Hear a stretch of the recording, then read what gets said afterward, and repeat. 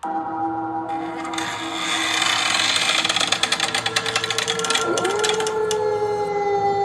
guys, how you doing today? This is David Lucas back here again. Welcome back to my channel. And now today I'm coming back at you guys now for a special now, because like I said before, like I told you guys that during, you know, like the Halloween and probably Christmas months, I'm going to start doing like specials, like Halloween specials and Christmas specials, where all month long I review horror movies and, like, you know, Christmas movies and stuff like that. And of course, in this month, since it's October, one of the best months of the year in my opinion, one of the best seasons, fall and everything of the year. So usually what I like to do on Halloween is watch all horror movies, you know, all week long, all month long, basically. I figure I might as well just start doing Halloween reviews all month long for Halloween, and then when Christmas comes, do probably Christmas reviews, all Christmas songs. And if you guys have been part of this channel for some time, you'll know last year I did my Halloween reviews, and so this year on my Halloween reviews, what we're going to start out with, we're going to start out with a remake movie, a remake horror movie of an original horror movie from back in the 70s,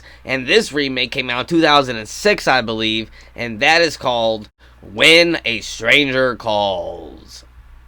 Yes, guys, When a Stranger Calls 2006 is probably my new... Yes, guys, When a Stranger Calls 2006 is my horror movie of choice for my first review of here. And basically, this movie, I don't really remember much of the original. I did see the original a few times when I was younger. I don't remember it much. I actually probably, thinking back on it, I probably should have watched it before watching the original. Before watching the remake. But I decided, you know, it was kind of off of the whim, and I was like, yeah, I'll watch it. I haven't watched the remake in a while. And I watched it, and to be honest, I gotta say, I kind of liked it, actually. Now, what I remember from the original is that I think in the original, like, the main person in the remake is just from the start. It's like from the very first start of the movie. And that kind of story carries on. She gets attacked in the beginning of it, but she survives. And, like, the kind of, like, trauma and him coming back to get her is coming back, you know, like, throughout the movie. And that's what the movie's about from the original. The remake does take a different approach to it, which I always appreciate for a remake. So I guess this is more like a reboot rather than a remake, or a reimagining almost. But in this one, the whole movie is basically her being stalked and attacked. That's basically the whole movie is based on the very first attack, which is an interesting take, and I think, is because it's something different. And now that being said, there are some good and there are some bad in this movie, but you know my reviews, I usually start with the good and then I go with the bad and end it off. So let's just start out with some of the good things that I think of this movie, which I think is mostly a good movie. The bad, something I noticed in the very beginning is that in the very beginning we have like this opening, which I'm not that big of a fan of the opening, I'll get into that later, but the opening starts out and we get basically the the stalker, or whatever you want to call him, the caller. He's calling another woman, another person babysitting or watching her kids or something like that. And the calls keep on going on for like a minute long into the movie. And then we end up seeing, like, well, we don't see him attack, but we end up seeing through the windows him attacking the woman and possibly the kids. And then we have the police come. And the police, like, basically describe what the scene looks like. And we don't see anything.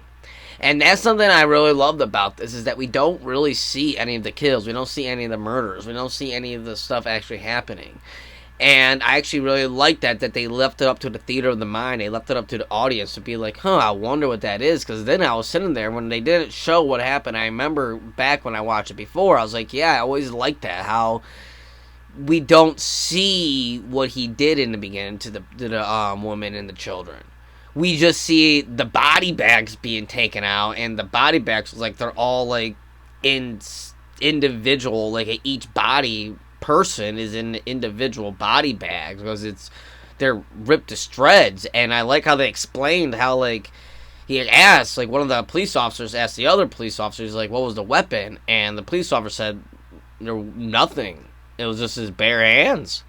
And again, we don't see anything. We just see their reactions in their face and in the horror in their face, and then cut to them bringing out the body bags, and not just, like, you know, a regular body bag on a stretcher, but in just bags, holding up like multiple bags, carrying them out of body parts.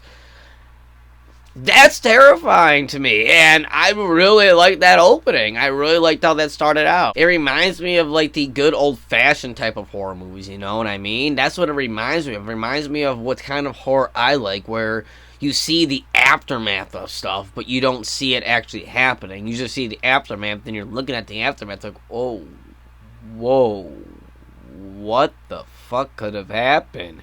You know, and that's what that does, and I really like that a lot. I really love that, and I really appreciate that kind of filmmaking a lot. I actually really do like the main character of Jill in here. I think she's an interesting character. I mean, yeah, she's not the best. She isn't, you know, top 10, you know, horror survivors or anything like that. But no, she is a pretty good lead character. You know, I didn't feel annoyed with her on screen. I didn't feel bored with her on screen. I felt like she was just a regular 16-year-old high school girl, which she didn't really look 16 years old. She looked a lot older than 16, but at least she portrayed the role as a believable 16-year-old, and to me, it believed it to me, and I think she was pretty good in the role. I think that the actress is pretty good. I'm forgetting the name of the actress, but I think she did a really great job in the role. There's so much times in horror movies where the lead role, where you're stuck with one lead role, and they are the most annoying, boring type of characters. You know, she didn't really feel like that. She actually felt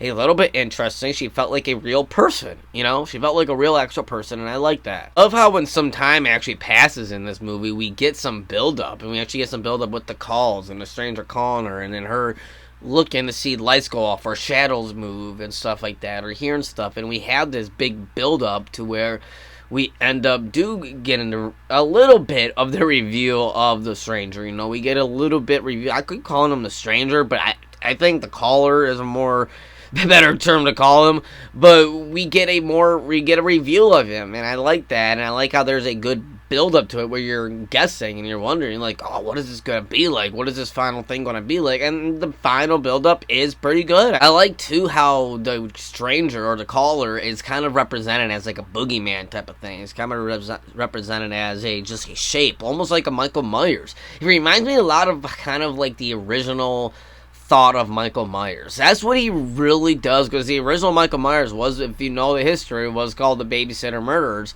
and this kind of reminds me of that concept. This reminds me of what they were at first, the idea of Michael Myers was at first, and that's kind of what it reminds me of, and I like that. I kind of like that essence, how he's like a boogeyman of shape, and you hardly do see him in the movie until the very, very end. Then during most of the time, he's just in the shadows. I like that, and he doesn't look like a big, you know, bulky figure. He doesn't look scary or anything. He just looks like a normal dude, but just cast in black, and I like that. I like that a lot. That's pretty much all for the good. Now, since I said all the good about this movie, there is some bad, like I said. It isn't a perfect movie like most movies, mostly every movie. So, let me go on to the bad of this movie. Right off the bat, I gotta say, like I did say that in the very beginning, I kind of alluded to that this movie has some bad editing, in particular in the very beginning. The opening, even though I liked the concept and I liked how he murdered the people in the beginning and all that, I didn't really like the editing of the opening. I didn't like how it was kind of handled and shot. Like, it just kind of was very cheap and very, I don't know, it felt like, it's mean to say, but it felt like a film school student's type of opening, and that's something, you know, I'm almost like that, so, you know, it seems like something I would maybe put in there, which isn't really necessarily the best. So, that's kind of what it seemed like to me in the very beginning. It's just throughout the movie, too, it seemed like a very cheap, lazy, put together edit. It really did. First like 30 minutes of this movie, the 30 even to 40 minutes, it's kind of lackluster. Not really much happens except for her just walking around the house and getting some calls of breathing, and not really much happens other than her just walking around the house and trying on clothes and talking to her friends on the phone. You know, not much actually happens in the first 30-40 minutes. But after that, that's when you start getting the build-up. And start getting the build-up I was talking later on with the actual phone calls and noises and all of that. That's what I like after that. But up until that point, is very lackluster and very boring and kind of hard to get through at first. And this is nothing against about the kid actresses or the kid actors, you know, nothing against them, because I understand, you know, it's not their fault. But really, the kids in this movie had nothing to do except for crying and running. And that was pretty much it. They slept through most of the movie up until the last 20 minutes of it, literally. And then you don't see them at all at the ending. They run out the door and you don't see them at all at the ending. And that's pretty much it for the kids. That's literally it for the kids in this movie. And yeah, there's just nothing there. They are almost non-existent at all in this movie. And it's kind of weird because it's about her babysitting the kids and taking care of the kids when hardly any of that happens. Even though there was a good build-up, and I did like the final fight scene, I thought the final fight scene was pretty good. I felt like the final thing that happened in the movie, how she ends up escaping from him, is very kind of anticlimactic, I guess is the best word to say. It's very anticlimactic. She just stabs him in the hand and then runs out into the police, and the police arrest him. And that's it. And I don't know, I feel like, I don't know. To me, it feels a little anticlimactic to where the movie was building up. Like, I kind of would have liked to see a little more happen, a little bit more fighting, a little bit more struggle. Maybe see him get beat up a little bit and still go after her. And then eventually the police come and arrest him or shoot him down or something like that, you know? But I felt like when it ended, it should have kept going, you know? And it kind of made it anticlimactic at the end.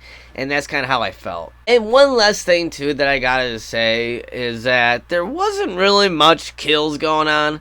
There was really only one kill scene in the entire movie. And it kind of, I don't know, it kind of was... I wish we got a little more. I don't know, I wish we got a little bit more kill scenes, because literally we only got one or two. And we didn't see one happen.